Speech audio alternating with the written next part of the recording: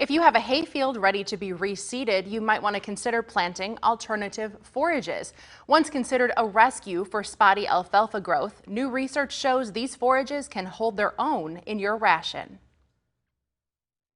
Had widespread winter kill in alfalfa 2018, 19, 2020. Farmers had to reevaluate whether or not they could plant alfalfa on all their acreage. Alfalfa is always going to be on farms. It's going to be a staple, but maybe that second or third tier level land that's maybe a little marginal, maybe we need to look at other crops. Now, when we look at the cost of establishing a straight alfalfa field, people are saying, rather than establishing alfalfa, having it possibly winter kill and then having to patch it, maybe I should just grow this annual alternative forage crop instead. There's less risk, there's less input costs, and as long as I manage it correctly, I can still get some pretty good returns. Before you say, been there, done that, it's important to know alternative forages have evolved.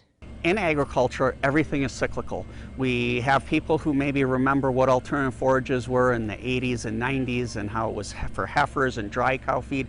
The genetics and advances we've seen with breeding and crop development with the new grasses that are available is just unbelievable. And yes, what we have found from the initial research we've done is that we can take these alternative forages, put them into the lactating dairy herd ration and not have those cows miss a beat. With our grasses, especially the newer varieties we have available, that cow is able to digest a higher portion of that fiber and as a result produce as much or more milk than alfalfa. Agronomists are studying the best growing conditions. With alternative forages, we have legumes, we have grasses. Legumes can manufacture their own nitrogen. That's why alfalfa is so popular, just like soybeans. But when we're planting grasses, we do have to feed it nitrogen. And the question that a lot of farmers have is, how much nitrogen do we need?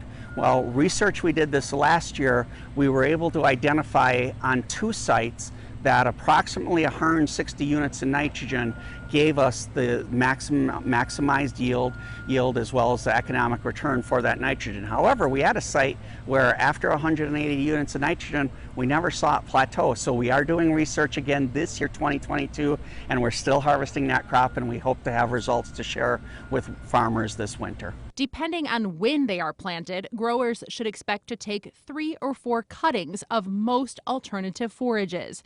There are many different types. The first place to start is with your dairy nutritionist. Take a look at what they would like to have or what they feel is missing as far as components of the feed that may be holding you back from maximizing milk production. Once you've identified those things, because cocktail mixes are just that, a wide array of legumes and grasses, we can probably pick out a mixture of species that will be tailored to at least give us the potential to harvest the type of feed that that farm needs. Alternative forages can also be used as cover crops with a cutting taken off in spring before you plant your other crops. An option for that would be winter rye.